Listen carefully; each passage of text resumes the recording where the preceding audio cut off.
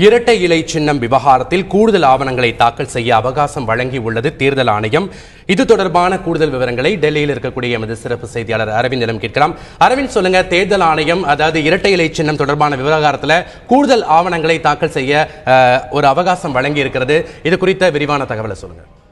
அதாவது சசிகலா தரப்பு மற்றும் பன்னீர்செல்வம் தரப்பு இரண்டு பேருமே இரட்டை இலை சின்னத்தை தங்களுக்கு தான் தர வேண்டும் என கோரி இந்திய தேர்தல் ஆணையத்தில் ஒரு விவகாரம் சென்று கொண்டிருக்கு. குறிப்பாக பன்னீர்செல்வம் தரப்பு மதுசூதனன் தான் இந்த விவகாரத்தை இந்திய தேர்தல் ஆணையத்தில் ஒரு மனுவாக தாக்கல் செய்திருந்தார். இந்நிலையில் ஆர்கேன இடைத்தேர்தலுக்காக இரட்டை இலை சின்னத்தை முடக்கியிருந்தது இந்திய தேர்தல் ஆணையம். அதே போல அதனைத் தொடர்ந்து ஏப்ரல் 17ஆம் தேதிக்குள் இது தொடர்பான கூடுதல் ஆவணங்கள் மற்றும் கூடுதல் பிரமாண பத்திரங்களை தாக்கல் செய்யவும் இரண்டு தரப்புக்குமே இந்திய தேர்தல் ஆணையம் அன்றைய தேதியில் ஒரு உத்தரவை பிறப்பித்திருந்தது.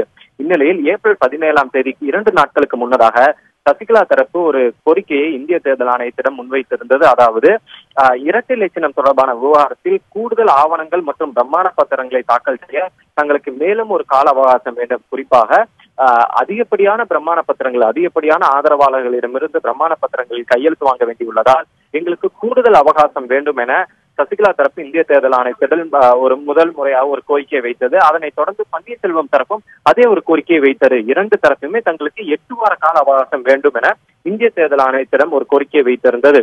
இந்நிலையில் இந்திய தேர்தல் ஆணையம் அந்த கோரிக்கையை இன்று ஏற்றுக்கொண்டு ஒரு உத்தரவை பிறப்பித்துள்ளது. அதாவது இரண்டு தரப்பும் கேட்ட அந்த 8 வார கால அவகாசத்தை வழங்க இந்திய தேர்தல் ஆணையம் முடிவு செய்துள்ளது.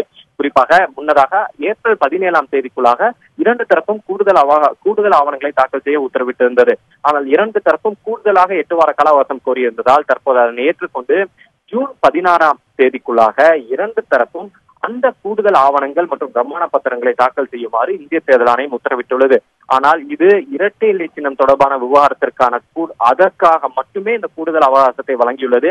ஆனால் தற்போது பன்னீர்செல்வம் தரப்பானது இந்திய தேர்தல் ஆணையத்தில் மீண்டும் ஒரு மனுவை கொடுத்திருக்கிறார்கள். அதாவது முதலில் அந்த சசிகலா நியமனத்தை முடிவு செய்யுங்கள், அதற்கு பிறகு சசிகலா அதிமுகவின் பொதுச் செயலாளராக நியமிக்கப்பட்டது செல்லுமா செல்லரா என்பதை மட்டுமே தற்போது முதலில் முடிவு செய்யுங்கள், அதனைத் தொடர்ந்து இரட்டை இலை சின்னத்தை விசாரணைக்கு எடுத்துக் கொள்ளுங்கள் என்று தெரிவித்துள்ளனர். இந்நிலையில் அந்த மனு தொடர்பான முடிவை இன்னும் இந்திய தேர்தல் ஆணையம் அறிவிக்கவில்லை. தற்போதைய நிலையில் இரட்டை இலை சின்னம் தொடர்பான விவகாரத்தில் மட்டுமே 8 வார கால அவகாசம் வழங்கி 8 வார கால அவகாசத்தை வழங்கி ஜூன் 16ஆம் தேதிக்குள்ளாக இரண்டு தரப்புமே கூடுதல் ஆவணங்களை தாக்கல் செய்ய இந்திய தேர்தல் ஆணையம் உத்தரவிட்டுள்ளது.